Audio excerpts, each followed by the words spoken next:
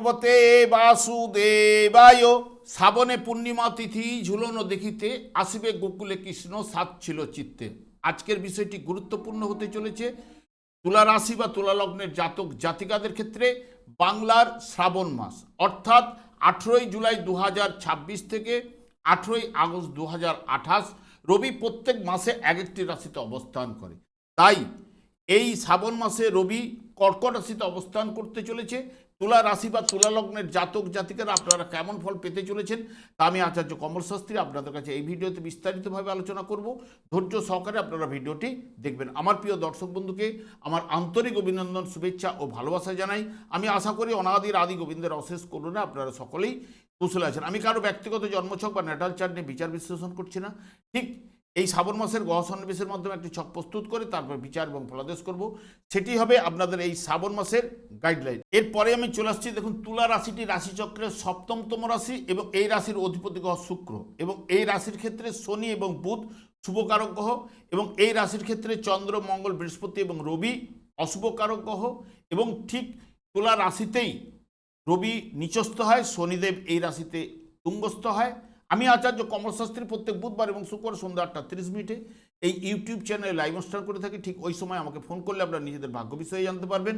তাছাড়া বিভিন্ন ধরনের ভিডিও আপলোড করে থাকি, সেগুলি পাওয়ার জন্য আমার চ্যানেলকে সাবস্ক্রাইব করে বেল আইকনে ক্লিক করে রাখুন। যখন আমি লাইভ অনুষ্ঠান বা যে কোনো ভিডিও আপলোড করলে আপনাদের নোটিফিকেশন পৌঁছে যাবে।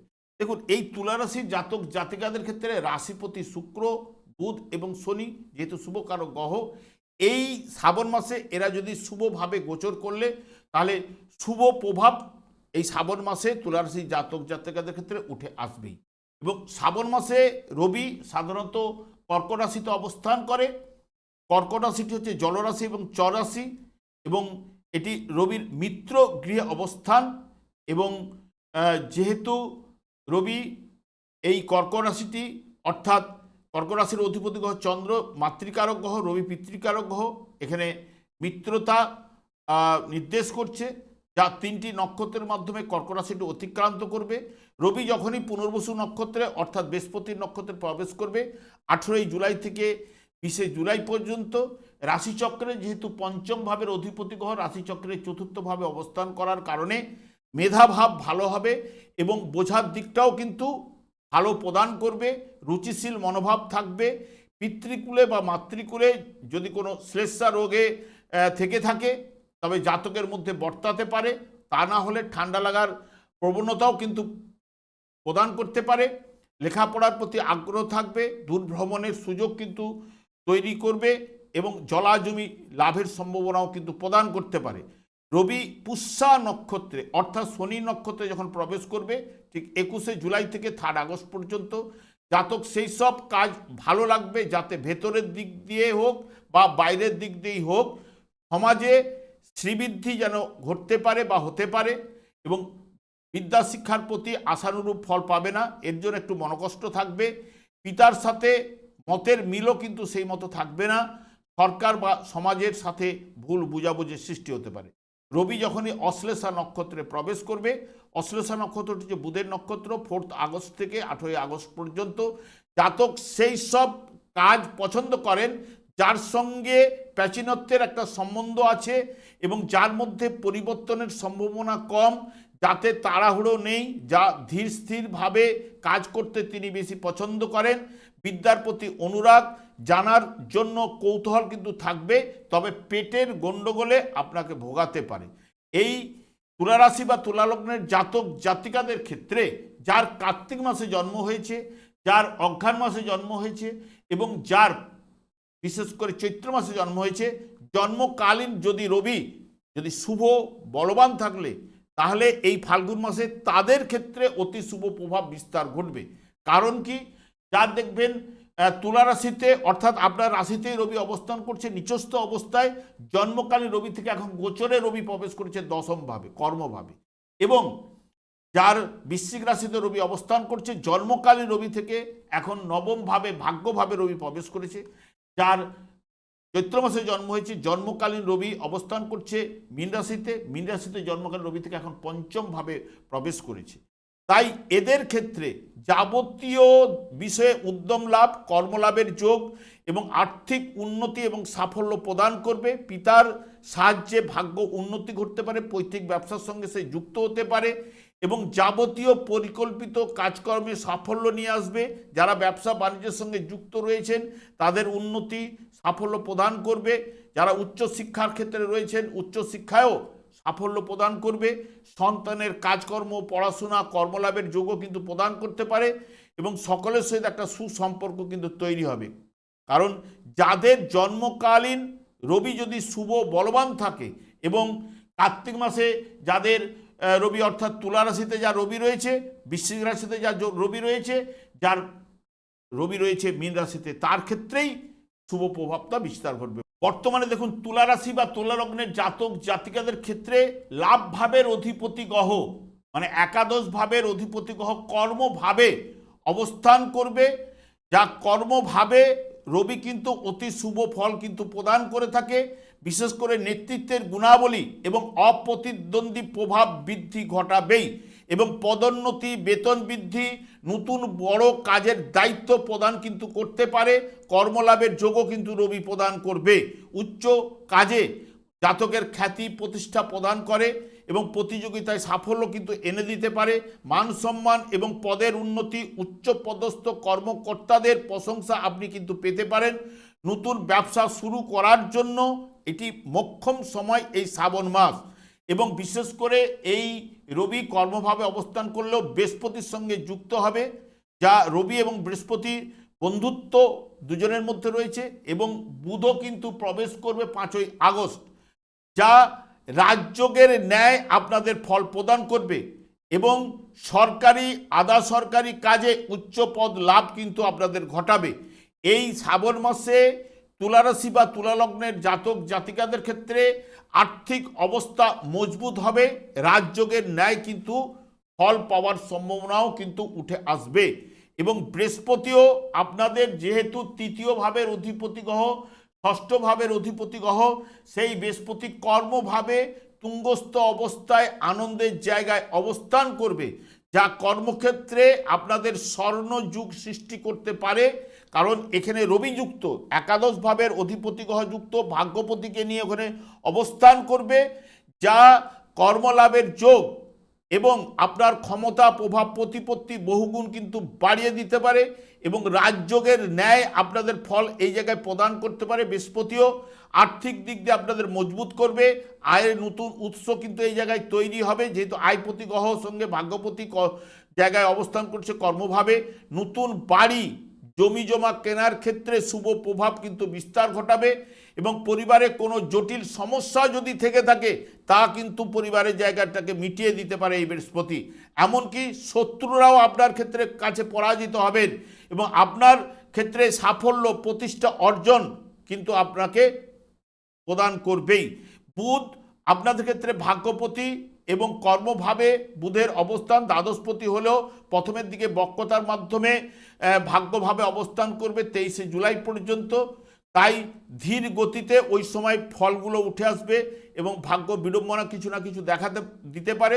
তবে 23শে জুলাইয়ের পর কর্মক্ষেত্রে নতুন যোগাযোগ, ব্যবসার প্রসার বৃদ্ধি এবং ভাগ্যের পূর্ণ ফল প্রদান করার জায়গাটা কিন্তু প্রদান করবে এই বুধ এবং আকস্মিক ধনলাভ ও সিদ্ধান্ত গ্রহণের ক্ষমতা বৃদ্ধি এবং উচ্চশিক্ষায় যারা রয়েছেন তাদের ক্ষেত্রে সফলতা প্রদান করবে, পারিবারিক জীবনে আনন্দ প্রদান করবে।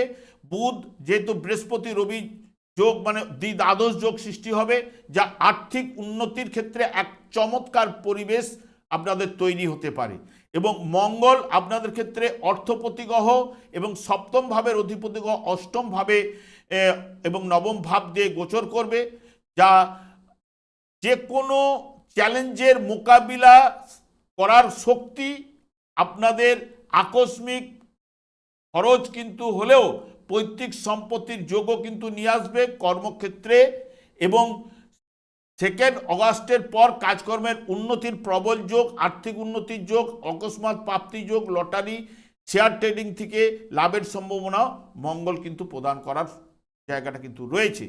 শুক্র আপনাদের যেহেতু রাশিপতি গ্রহ প্রথমের দিকে লাভভাবে অবস্থান করবে, ষষ্ঠভাবে একাদশভাবে যেহেতু অবস্থান করবে, একাদশে ভাবে অবস্থান করার জন্য আয়ের নতুন উৎস বা ধনলাভ বা বকেয়া অর্থ প্রাপ্তির জায়গাটা কিন্তু তৈরি করতে পারে এবং সম্পর্কের ক্ষেত্রে মধুরতা নিয়ে আসতে পারে।